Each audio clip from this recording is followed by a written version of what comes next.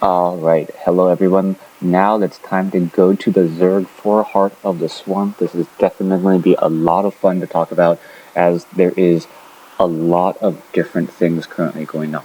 Now, the Zerg have continued to evolve, so that means that they are going to, revisit areas that they were perhaps lacking in and then, trying to come up with a new strain. The Viper is a new flying spellcaster that takes that will probably resemble or have a lot of you guys reminded of the Defiler. The Defiler with Dark Swarm was perhaps one of the best or the most effective abilities ever in Brood War, but it doesn't work quite as the same as Dark Swarm. What it does in this version is that it reduces all range attacks to a range of 1, meaning that Zerglings can get to their target and start attacking. But it also means that the Terran players, or it also means that the Terran player can still at least fight in that Dark Swarm ability. So it's a nice compromise. I think it's something that the Zerg definitely needed early on. Also, any of you guys who are very familiar with any League of Legends, Dota, Soda type of play will understand the Viper's ability to pluck. They have the ability to basically pull a physical unit closer to them in order to close in on that distance and try to get them out of their very much protected locations. Now, I'm not quite sure how this works on siege tanks yet, because siege tanks are supposed to be immobile. But we have seen it in action against Colossi, a very, very effective ability where a Colossus on high ground is plucked to the low ground in order to be swarmed by the Zerg. And finally, the Viper is also your detector for the Zerg army. Very nice ability, but what I most like about it is the ability for the ocular parasite, which basically means that the Viper can lose its detector ability and give it to another unit.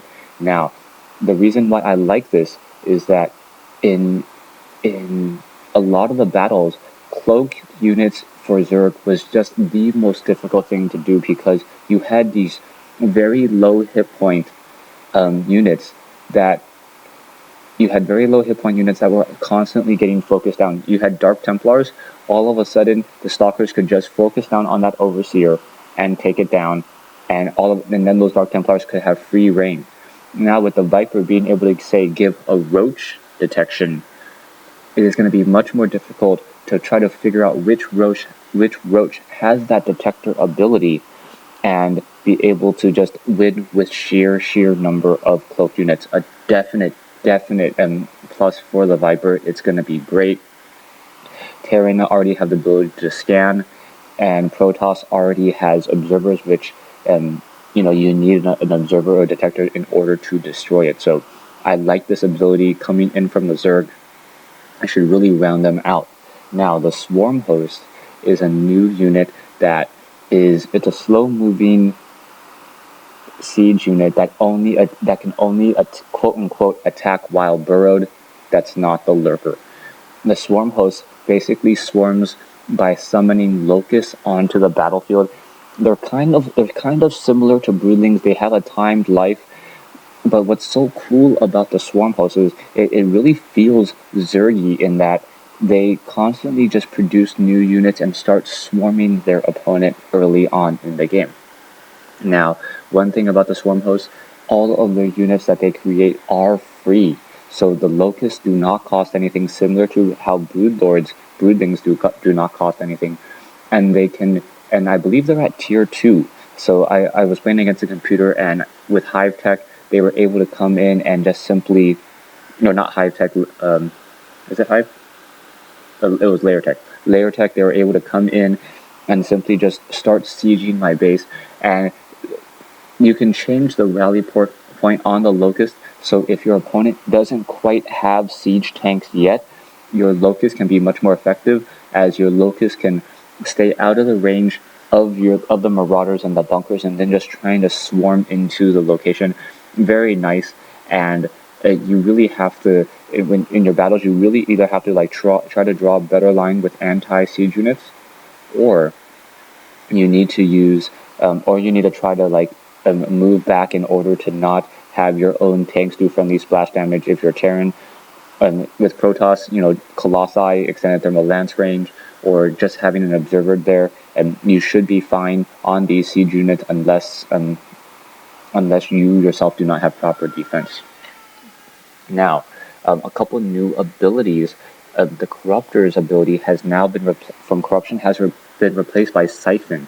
Essentially, Siphon is pillage from Warcraft 3, allowing a player to gain resources when attacking buildings and slowly damaging them. This is going to be something very nice. It kind of gives Zerg the ability, a little bit more of an ability in order to generate additional resources. Something that Zerg players will always like to do, and it also gives the Corruptors a harassment ability, even after all the Colossi are gone in a Zerg versus Protoss matchup.